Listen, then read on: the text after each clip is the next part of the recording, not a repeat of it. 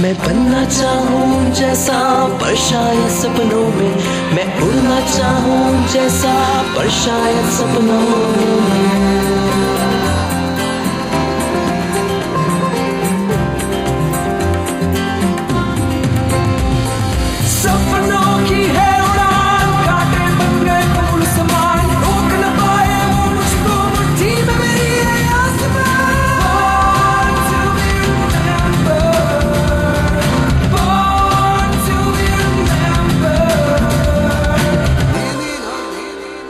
Good morning friends, ये समय हमारे और आपके मिलने का, इसीलिए तो बॉर्न टू बी रिमेम्बर्ड के एक और एपिसोड में मैं आपकी दोस्त बबीता जैन आपसे मिलने के लिए आ पहुंची हूं। और आज सबसे पहले हिंदुस्तानी इतिहास के उस दौर से हम आपको रूबरू करवाएंगे। वहां पर हम आपको ले जाएंगे जहां आजादी की लड़ाई एक करवट ले रही थी। फ्रेंड्स, इतिहास गवाह है कि जिन लोगों ने सर नहीं झुकाए, या तो उनके सर कुचल दिए गए या तो उन्हें सर उठाने के काबिल ही नहीं रखा गया।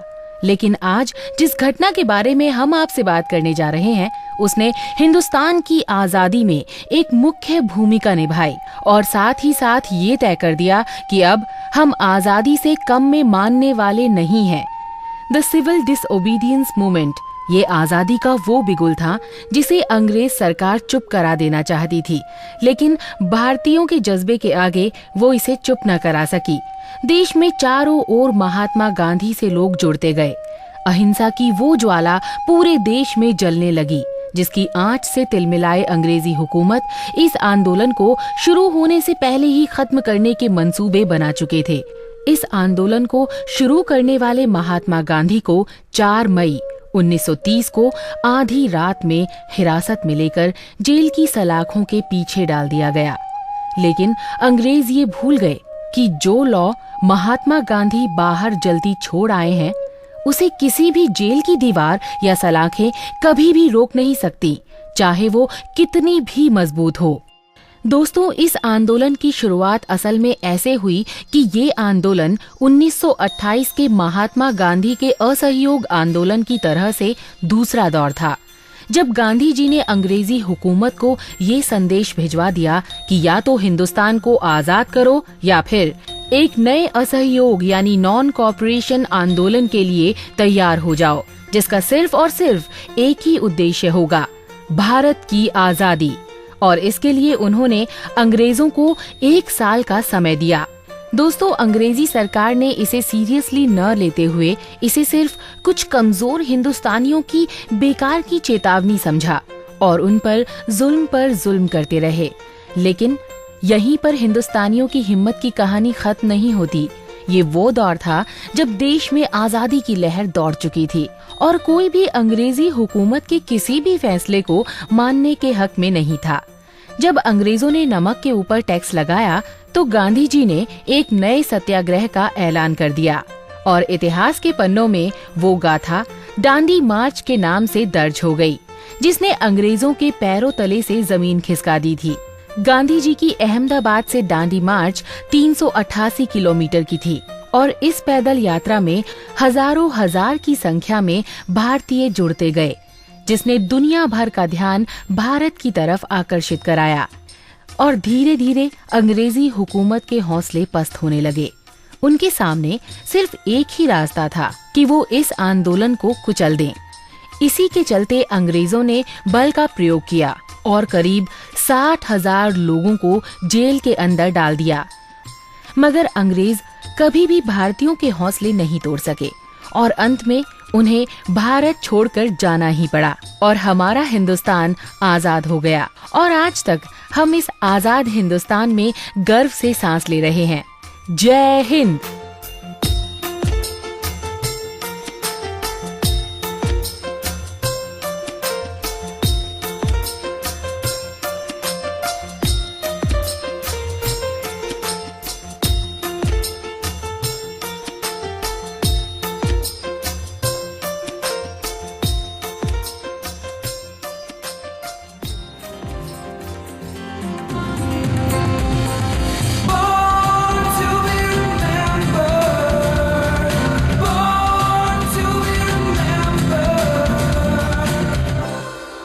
फ्रेंड्स, आप सुन रहे हैं बॉर्न टू बी रिमेम्बर्ड और चलिए अब आजादी के मतवालों से आगे चलते हैं और बात करते हैं एक खूबसूरत शख्सियत की, जिन्हें हॉलीवुड की उन चंद हीरोइंस में गिना जाता है जिन्होंने अपनी कला से एक ऐसा मुकाम पाया कि उनके जाने के बाद भी लोग उन्हें भूल नहीं पाए।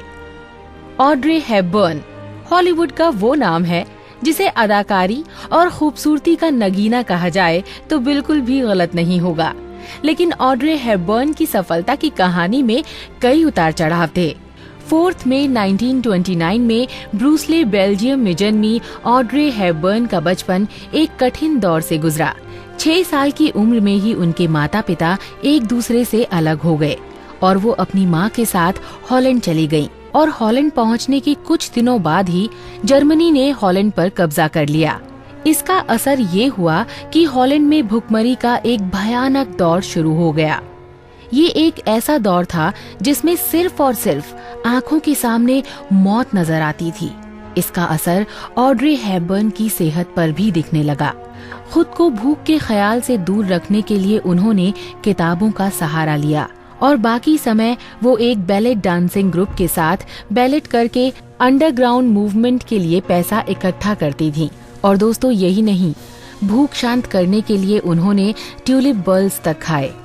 ये वो किस्से थे जिन्होंने आगे चलकर ऑड्रे हेपबर्न की शख्सियत और जिंदगी दोनों को बनाने और दिशा देने में एक बहुत ही इम्पोर्टेंट रोल अदा किया। फ्रेंड्स, 1951 में ऑड्रे अपनी माँ के साथ लंदन चली गईं और वहीं बैलेट डांस की शिक्षा लेनी शुरू कर दी। फ्रेंड्स, एक बड़ी हंसी की बात यह है कि जब वो बैलेट डांसिंग सीख रही थी तो उनकी टीचर ने उनसे ये कहा कि वो काफी लंबी हैं, जो एक प्रोफेशनल बैलेट डांसर के लिए फिट नहीं है। उनकी टीचर को शायद बाद में ये एहसास जरूर हुआ होगा कि वो कितनी गलत थी। और फ्रेंड्स, उसी साल 1951 में ऑड्रे को Audrey Hepburn Broadway play Gigi में मुख्य भूमिका के लिए चुन लिया गया और यहीं से शुरू हुआ ऑड्रे की कामयाबी की दास्तान का ये सफर। फ्रेंड्स, उन्हें अपने पहले ही ब्रॉडवे प्ले के लिए थिएटर वर्ल्ड अवार्ड से नवाजा गया और फिर क्या था, फिर तो उन्हें कई बड़े बड़े मौके मिलने लगे और यहाँ से शुरू हुआ उनका फिल्मी सफर। दोस्तों, वैसे तो ऑड्रे एक फेमस बैलेट डांसर थी और यही उनकी पहली पसंद भी थी, लेकिन अपनी फैमिली को सपोर्ट करने के लिए उन्होंने एक्टिंग की दुनिया में कदम रखा। 1951 में ऑड्रे ने द सीक्रेट पीपल से अपनी फिल्मी सफर का आगाज किया, लेकिन उन्होंने शोहरत पाई 1953 में आई फिल्म रोमन हॉलिडे से, जिसके लिए उन्हें academy award for best actress से भी सम्मानित किया गया। Ladies and gentlemen, in New York City, Miss Audrey Hepburn in Roman Holiday. I want to say thank you to everybody who in these past months and years have helped, guided, and given me so much. I'm truly, truly grateful and terribly happy. और दोस्तों, उसके बाद तो Audrey box office की सबसे चहेती actress बनकर उभरी और उस वक्त के सभी बड़े एक्टर्स के साथ फिल्मों में नजर आई, चाहे वो फ्रेड के साथ फनी फेस हो या फिर गैरी कूपर और बोगार्ट के साथ लव इन द आफ्टरनून हो। उनकी कुछ और बेहतरीन फिल्मों में breakfast at Tiffany's, my fair lady के नाम से शामिल हैं। शॉन कॉनेरी के साथ रॉबिन एंड मारियन भी ऑड्रे की बेहतरीन फिल्मों में शुमार हैं। दोस्तों, 15 साल तक फिल्मों में सफलता की ऊंचाइयों पर रहने वाली ऑड्रे 1967 के बाद बहुत कम फिल्में करने लगी। उनकी आखिरी फिल्म स्टीवन स्पीलबर्ग की डायरेक्शन में बनी ऑलवेज, जो 1988 में आई। अपने लंबे फिल्मी सफर में उन्होंने उन ऊंचाइयों को छुआ जो शायद ही किसी की किस्मत में होती हैं। और दोस्तों, शायद इसीलिए ऑड्रे हेपबर्न जैसे लोगों के लिए कहा जाता है, nothing is impossible, the word itself says I am possible.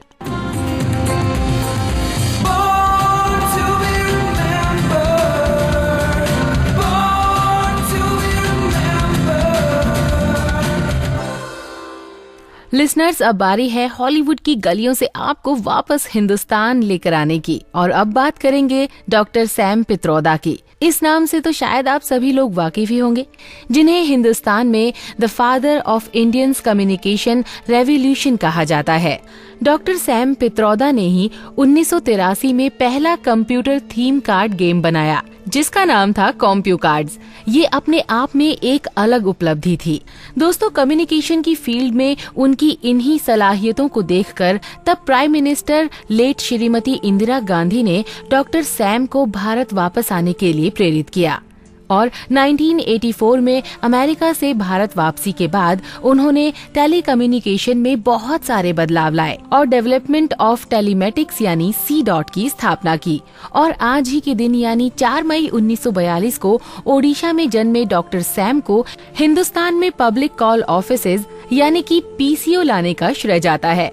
दोस्तों, PCO यानी एक ऐसा जरिया जहां से आप दुनिया भर में कहीं भी बात कर सकते हैं, जो आज हर गली नुक्कड़ पर आपको देखने को मिल जाएंगे। फ्रेंड्स, बेशक मोबाइल फोन्स के आने से PCO नजर न आए, मगर उस वक्त उस दौर के लिए ये किसी गिफ्ट से कम नहीं था, क्योंकि तब ज्यादातर लोगों के घरों में टेलीफोन नहीं हुआ करते थे। वैसे दोस्तों, हम यहाँ पर आपको एक और बात बताना चाहेंगे कि डॉक्टर सैम को 1987 में प्राइम मिनिस्टर राजीव गांधी के सलाहकार के रूप में भी नियुक्त किया गया और उस दौरान उन्होंने फॉरेन और देश की टेलीकम्युनिकेशंस पॉलिसीज में बहुत सारे क्रांतिकारी बदलाव किए। I don't think one little thing like that is answer to all of it. I think it's a whole journey. It's a total journey. And plus, I was lucky enough to be at the right place at the right time, with good support from friends, family. It just happened. Okay. If you ask me about did I plan? No. Did I know? No clue. But no idea. It just happened. Doctor Sam Pitroda के telecommunications में उनके योगदान के लिए international telecommunication union यानी ITU ने Geneva में उन्हें 17 मई 2011 को world telecommunication and information society award से भी सम्मानित किया गया। दोस्तों, यूं तो डॉक्टर सैम को बहुत सारे सम्मान दिए गए, जिसमें से 2009 में पद्म भूषण, 2002 में डाटा क्वेस्ट की तरफ से IT life time achievement award और 2007 में IEEE communication society award for public service in the field of telecommunications प्रमुख हैं। तो दोस्तों, देश की टेलीकॉम तरक्की में नई कहानी लिखने वाले डॉक्टर सैम पित्रोदा को उनके जन्मदिन पर ढेर सारी शुभकामनाएं।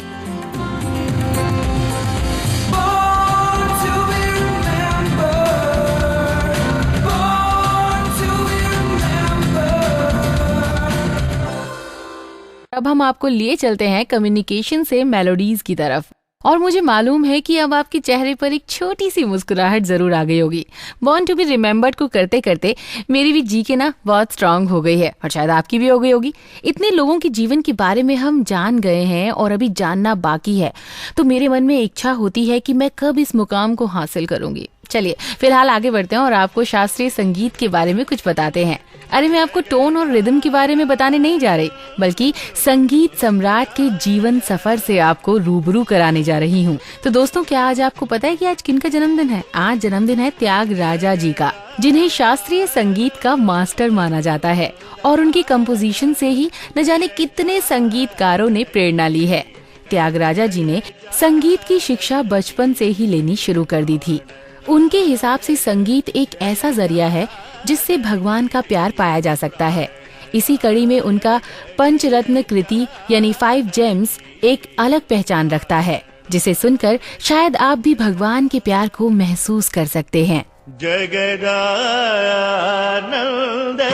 कारक जगदानंद कारक जगदानंद कारक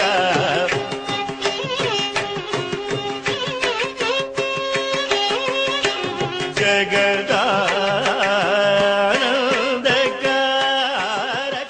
फ्रेंड्स, अपने जीवन काल में त्यागराजा जी ने करीब 24,000 कंपोजिशंस बनाई, मगर आज सिर्फ 700 कंपोजिशंस ही आपको ढूंढने पर मिल पाएंगी। दोस्तों, आज भी त्यागराजा जी को लोग याद करते हैं और उन्हीं की याद में हर साल तिरुवैयार में त्यागराजा आराधना फेस्टिवल का आयोजन होता है, जो 1 हफ्ते तक चलता है। इस फेस्टिवल में शास्त्रीय संगीत के महान संगीतकार अपने संगीत को त्यागराजा जी की याद में बजाते हैं। तो फिर आपके जहन में उन यादों को ताज़ा करने के लिए हम तैयार हैं। आप तैयार हैं ना? तो चलिए सुनते हैं।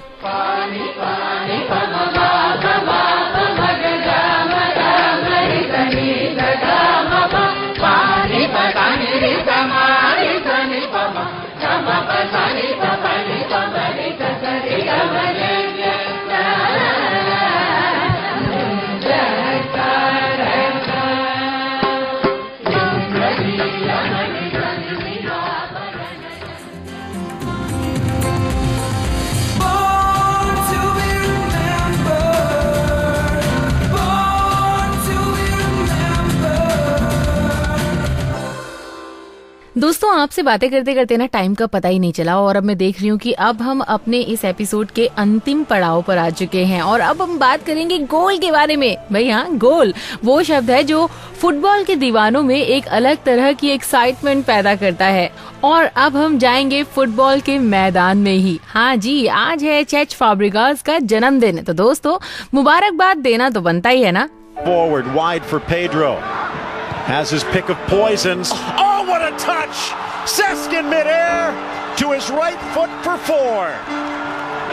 Chance on the turnover. Cesc through. Via one-touch goal! Fabulous from Fabregas! वैसे तो फैब्रिगास बार्सिलोना के यूथ रैंक से उठकर सीनियर टीम में आए हैं, लेकिन जूनियर टीम में रहते हुए ही फैब्रिगास को आरसी वेंगर ने इंग्लिश प्रीमियर लीग के क्लब आर्सेनल के लिए 2004-05 में साइन कर लिया था। बहुत ही जल्दी फैब्रिगास ने अपने टैलेंट से इंग्लिश प्रीमियर लीग में एक अलग पहचान बना ली और शायद यही वजह थी कि 21 साल की उम्र में ही फैब्रिगास कैप्टन्स आर्म बैंड में नजर आने लगे। अपने 8 साल के इंग्लिश प्रीमियर लीग के सफर में उन्होंने आर्सेनल के लिए 303 मैचेस खेले और 57 गोल दागे। दोस्तों, ये फैब्रिगास का हुनर ही है कि उन्हें उनके पुराने क्लब बार्सिलोना ने 15 अगस्त 2011 को 5 साल के लिए वापस साइन कर लिया और at present Cesc Fabregas Barcelona team की फॉरवर्ड लाइन में नजर आते हैं। तो दोस्तों, इस यंग, एनर्जेटिक और अग्रेसिव प्लेयर को हमारी तरफ से हैप्पी बर्थडे।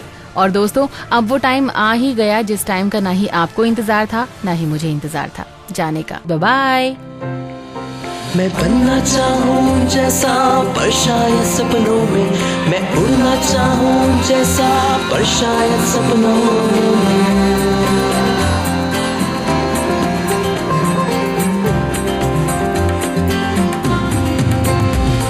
सपनों की है उड़ान, कांटे बन गए फूल समान, रोक न पाए वो मुझको मुट्ठी में मेरी है आसमान।